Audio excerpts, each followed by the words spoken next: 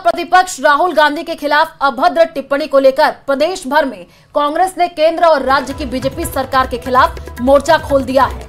प्रदेश के कई जिलों में जिला मुख्यालय पर कांग्रेस कार्यकर्ताओं ने प्रदर्शन किया है।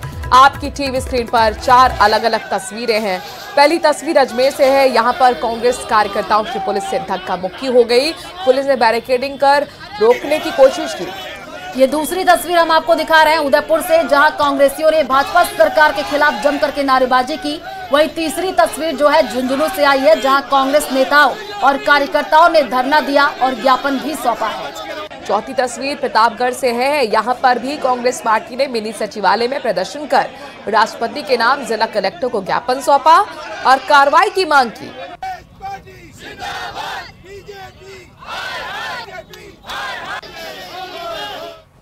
तो लोकसभा नेता प्रतिपक्ष कांग्रेस के नेता राहुल गांधी पर टिप्पणी करने के विरोध में कांग्रेस ने आज कलेक्टर पर जाकर विरोध प्रदर्शन करते हुए राष्ट्रपति के नाम ज्ञापन सौंपा है और अभद्र टिप्पणी करने वाले सांसदों और नेताओं पर लोकसभा की सदस्यता के साथ पार्टी से निष्कासित करने की मांग रखी है। ऐसा नहीं होने पर कांग्रेस राष्ट्रीय स्तर पर इस आंदोलन को खड़ा करेगी। अजमेर कांग्रेस ने आज अजमेर कलेक्ट्रेट पर लोकसभा के नेता प्रतिपक्ष राहुल गांधी पर अभद्र टिप्पणी करने और उन्हें जान से मारने की धमकी देने का आरोप लगाते हुए विरोध प्रदर्शन किया। इस दौरान पुलिस ने बैरिकेडिंग लगा करके कलेक्ट्रेट में घुस रहे कार्यकर्ताओं को रोकने का प्रयास किया, लेकिन कार्यकर्ताओं और पुलिस के बीच जम करके धक्का मुक्की देखने को मिली है।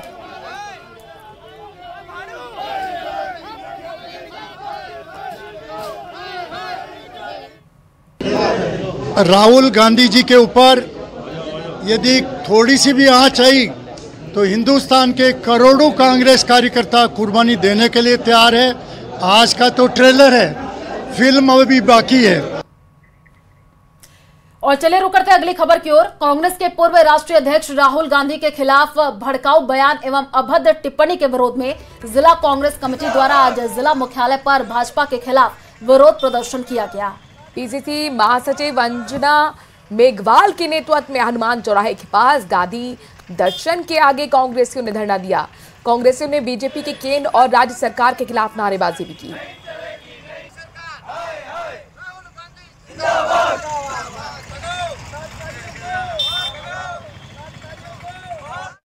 आज पीसीसी के निर्देश अनुसार जिला कांग्रेस कमेटी के तत्वाधान में सभी कांग्रेस के पदाधिकारी और कार्यकर्ताओं के द्वारा ये जो राहुल गांधी जी के खिलाफ असभ्य भाषा और जो अशोभनीय टिप्पणी की गई है उसके में रखा गया है। टोंक से बड़ी खबर आ रही है। विधानसभा क्षेत्र के दौरे पर सचिन पायलट आज हैं। सरकार के 100 दिन पूरे होने पर उन्होंने निशाना साधा। कहा कि 100 दिन में सरकार कुछ नहीं कर पाई। वन नेशन वन इलेक्शन पर भी पायलट बोले हैं। तो सरकार को वापस लेना पड़ेगा फैसला, सचिन पायलट की तरफ से ये कहा गया है। राहुल गांधी के खिलाफ बयान पर उन्होंने आपत्ति जताई है। इंडिया गठबंधन को लेकर के भी सचिन पायलट बोले हैं। सभी पार्टी अलग अलग चुनाव लड़ सकती है, पायलट की तरफ से ये कहा गया है। पेपर लीक और आरपीएससी के पुनर्गठन पर भी पायलट बोले हैं। नौजवानों के भविष्य से खिलवाड़ का किसी को अधिकार नहीं है, ये उनकी तरफ से कहा गया। भाई हम तो ये चाहते हैं कि बेईमानी बंद हो, पेपर लीक का सिलसिला समाप्त हो, रिश्वत देके नौकरियां मिलनी बंद हो। अब उसको आप संज्ञा क्या दो, रिफॉर्म दो, पुनर्गठन दो, बदलाव दो, भंग करो, कुछ भी करो, लेकिन ये सरकार की इच्छा शक्ति पर निर्भर करता है ना। आपकी इच्छा शक्ति है तो आप वो काम करा रहे हैं। आपको राजीव सेवा केंद्र का नाम बदल के अटल सेवा केंद्र रखना था, आपने रख दिया आपने। इसमें कौन रोक रहा है? नौकरियों की बिक्री हो रही है, लोग जेलों में जा रहे हैं, पैसा लेते हुए पकड़े जा रहे हैं, घूस ले रहे हैं, और फिर भी आप कुछ नहीं कर रहे हैं। और मुझे लगता है कि नौजवानों के भविष्य से खिलवाड़ करने का अधिकार किसी को नहीं है।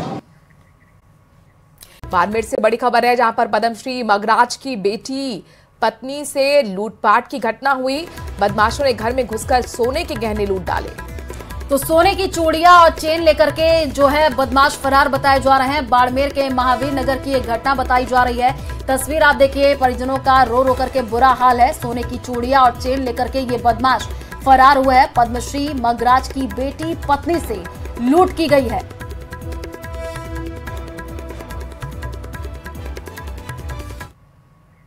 और खबर झुंझुनू से है, जहां घाना थाने के खानपुर में हिस्ट्री शीटर द्वारा महिला की गोली मारकर हत्या करने के मामले ने अब तूल पकड़ लिया है। घटना के 3 दिन बीत जाने के बाद भी आरोपियों की गिरफ्तारी नहीं हुई, जिसे लेकर ग्रामीणों में आक्रोश है। साथ ही सिंघाना पुलिस थाना परिसर में महिला के 2 फौजी बेटों और परिजनों के साथ ग्रामीणों ने धरना शुरू कर दिया। महिला का पोस्टमार्टम नहीं करवाने और शव नहीं लेने की बात पर अड़ गए। ग्रामीणों ने बताया कि पुलिस ने पीड़ित परिवार की सुरक्षा के लिए कोई इंतजाम नहीं किए।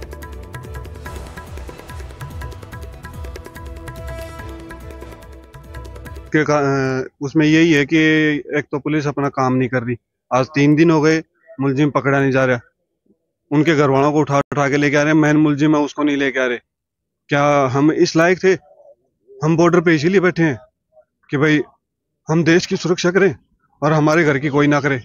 दिनांक 18 तारीख को सजना देवी की HS उमेश यादव द्वारा गोली मारकर हत्या कर दी गई थी, जिस मामले में आज करीब 8-10 औरतें और 5-7 आदमी आए थे, जिन्होंने संभावना जताई कि साहब वो दोबारा आके हमारे साथ कोई घटना कारित कर सकता है, हमें सुरक्षा दी जाए। जिस पर उच्च अधिकारियों से वार्ता कर इनके घर पर 2 आदमी लगाए हैं। और खबर राजसमंद से है, जहां दिन दहाड़े घर में घुस करके चोरी की वारदात सामने आई है। चोरी की घटना CCTV में भी कैद हो गई। तस्वीरों में आप देख सकते हैं, मुंह पर कपड़ा बांधे युवती घर में घुसती है और देखिए किस तरीके से अंदर जाकर ये अंदर घुसने का वीडियो, और उसके बाद बताया जा रहा है कि 10 तोला सोना लेकर बाहर भी आ जाती है, फिर ऑटो में बैठकर फरार भी हो जाती है। इस मामले में पीड़ित ने राजमल ने काकरोली थाने में जाकर जानकारी पुलिस को दी।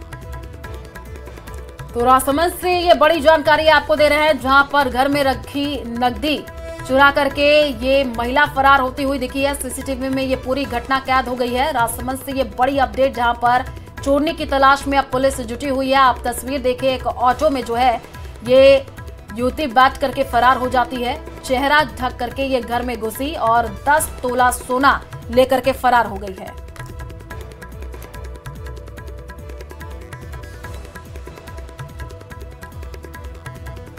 खबर चूरू से है। यहां पर ACB ने बड़ी कार्रवाई को अंजाम दिया है। ACB ने सुजानगढ़ कोतवाली ASI सुबीर सिंह को रिश्वत लेते हुए गिरफ्तार कर लिया। तो ACB ने SI को 10,000 की रिश्वत के साथ गिरफ्तार किया है। आरोपी ने धोखाधड़ी के एक मामले में महिला से रिश्वत मांगी थी। आरोपी SI ने मुकदमे में FR लगाने की बात कही थी। चूरू ACB की टीम ने राजकीय भर्तिया अस्पताल में कार्रवाई की जो बात है वो कही थी। तो चूरू से आपको ये बड़ी अपडेट दे रहे हैं, जहां पर ACB की ये बड़ी कार्रवाई देखने को मिली है। SI घूस लेते अरेस्ट कर लिया गया है।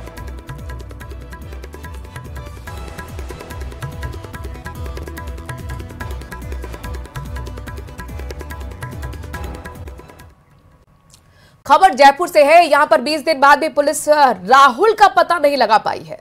और इस मामले में आज पुलिस ने हाईकोर्ट में जो है स्टेटस रिपोर्ट पेश की, जिसे लेकर के हाईकोर्ट में बंदी प्रत्यक्षीकरण की याचिका पर सुनवाई हुई। हाईकोर्ट ने राहुल की तलाश के लिए 2 हफ्ते का समय दिया है। वहीं पिता ने छोटे बेटे की तरह हत्या या कैद रखने का संदेह जताया। आपको बता दें कि राहुल और उसका छोटा भाई 1 सितंबर को नाहरगढ़ की पहाड़ी से लापता हो गए थे। उसके बाद छोटे भाई का तो झाड़ियों में शव मिला, लेकिन बड़े भाई राहुल का अब तक कोई सुराग नहीं लगा है।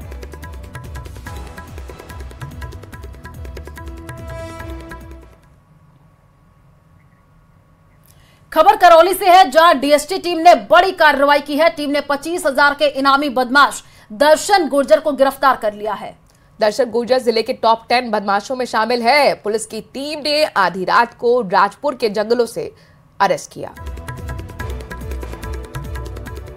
तो ये बड़ी जानकारी आपको दे रहे हैं। 25,000 का इनामी बदमाश गिरफ्तार कर लिया गया है और DST टीम ने इस बड़ी कार्रवाई को अंजाम दिया है। दर्शन गुर्जर जो है जिले के टॉप 10 बदमाशों में शामिल है। पिछले कई दिनों से पुलिस जो है तलाशी कर रही थी। पुलिस की टीम ने आधी रात को राजपुर के जंगलों से दर्शन को अरेस्ट कर लिया है। तस्वीर भी सामने आई है, आप देखिए, यही वो बदमाश है।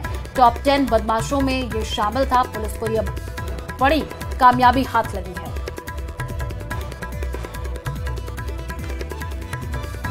करीब 3-4 महीने से फरार चल रहा था और करौली जिले के करीब 4-5 मुकदमों में फरार है जिनमें लूट भी है और इसके खिलाफ जो है एक सरपंच के अपहरण वगैरह इस तरीके के 2-3 मुकदमे और दर्ज हैं।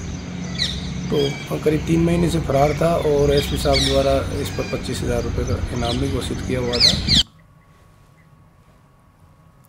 अगली खबर कोटा से। यहां पर कोटा ग्रामीण की रामगंज मंडी में एक मकान में चोरों ने धावा बोल दिया। चोरों ने जेवरात समेत करीब 6 लाख रुपए की चोरी की वारदात को अंजाम दिया है। सोते हुए परिवार के लोगों के सामने अज्ञात चोर छत से मकान में घुसे और सोती हुई मां बेटी के जेब काट लिए, जिसमें रुपए और अलमारी की चाबी निकाली और अलमारी का ताला खोल करके 6 लाख रुपए की सोना चांदी के जेवर चुरा करके वहां से फरार हो गए। पुलिस मौके पर पहुंची। फिलहाल आसपास के लगे सीसीटीवी फुटेज को खंगाला जा रहा है। खबर है कि ये गहने बेटी की शादी के लिए रखे हुए थे, जो अब चोरी हुए।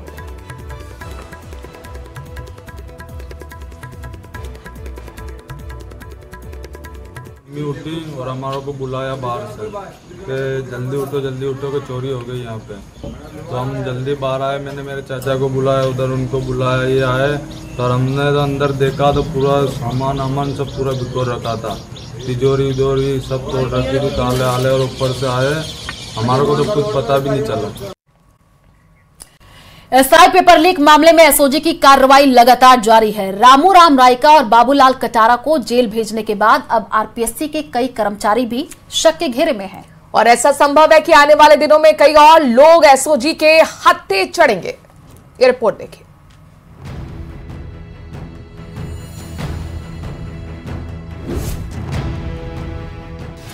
एसआई पेपर लीक मामले में एसओजी की जांच तेज। एसओजी के रडार पर आरपीएससी के 8 कर्मचारी। जल्द हो सकती हैं कई और गिरफ्तारियां।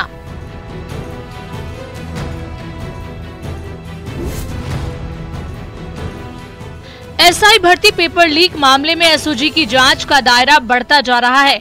अब तक करीब 100 से ज्यादा लोगों की गिरफ्तारी इस मामले में हो चुकी है और इस बात की पूरी संभावना है कि आने वाले दिनों में आरपीएससी से जुड़े कुछ और कर्मचारियों की गिरफ्तारी हो सकती है।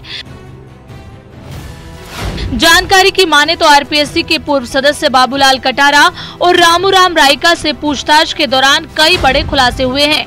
उनसे पूछताछ के बाद आरपीएससी के 8 कर्मचारियों को नामजद किया गया है, जिनसे एसओजी पूछताछ कर रही है। कटारा और रायका के बाद इन 8 कर्मचारियों की भूमिका संदिग्ध है। बताया जा रहा है कि जिन 8 कर्मचारियों को नामजद किया गया है वो बाबूलाल कटारा और रामूराम रायका के ऑफिस के स्टाफ से जुड़े हैं। सूत्रों की माने तो एसओजी बाबूलाल कटारा और रामूराम रायका को रिमांड के दौरान आरपीएससी मुख्यालय लेकर गई थी, जहां से कुछ अहम दस्तावेज जब्त किए गए। बताया जा रहा है कि जिन 8 कर्मचारियों की भूमिका संदिग्ध है वो कटारा और रायका के बेहद करीबी हैं।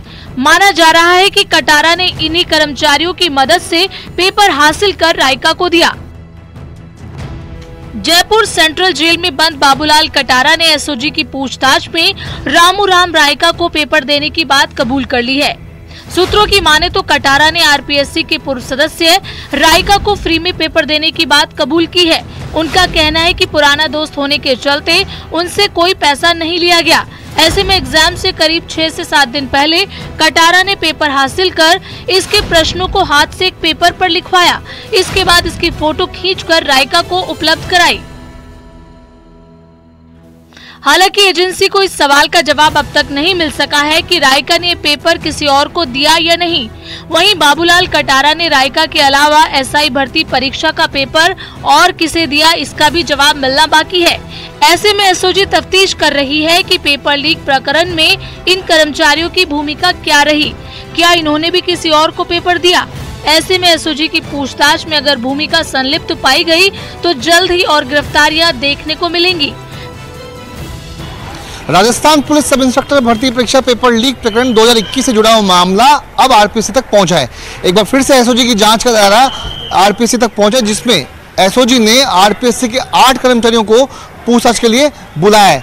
माना जा रहा है कि बाबूलाल कटारा और रामूराम रायका की गिरफ्तारी के बाद ही ये नाम सामने है, जिसमें एसओजी को लगता है कि इन 8 कर्मचारियों की भूमिका भी कहीं ना कहीं पेपर लीक प्रकरण में लिप्त जुड़ी हुई है। खबर जोधपुर से है। यहां पर डिजिटल अरेस्ट कर ठगी का एक और मामला सामने आया है। यहाँ एक महिला को 15 दिनों तक ठगों ने डिजिटल अरेस्ट कर उससे करीब 87 लाख की ठगी की वारदात को अंजाम दिया। मामले को लेकर पीड़िता ने रातानाड़ा थाने में मुकदमा दर्ज कराया, जिसके बाद पुलिस अब इस पूरे मामले की जांच में जुटी हुई है।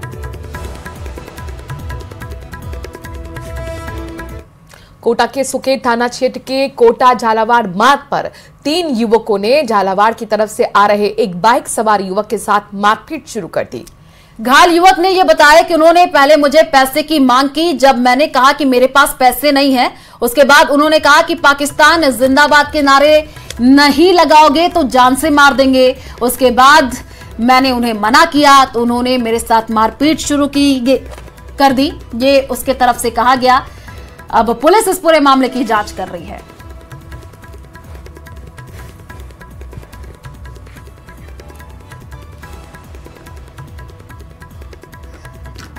जी, तो मैं महामार चौराहे पहुंचा। मैं वहाँ पे मेरे कुछ हेलमेट लगाना था जी। वहाँ पे वो बंदा खड़ा था, जो उसने बोला कि आप कहाँ जाएंगे। मैं बोला रामू मंडी जाऊँगा जी। तो बोला सुके तक मुझे चलना, मेरे को बिठा के ले चलो। मैं साथ में बिठा के लाया।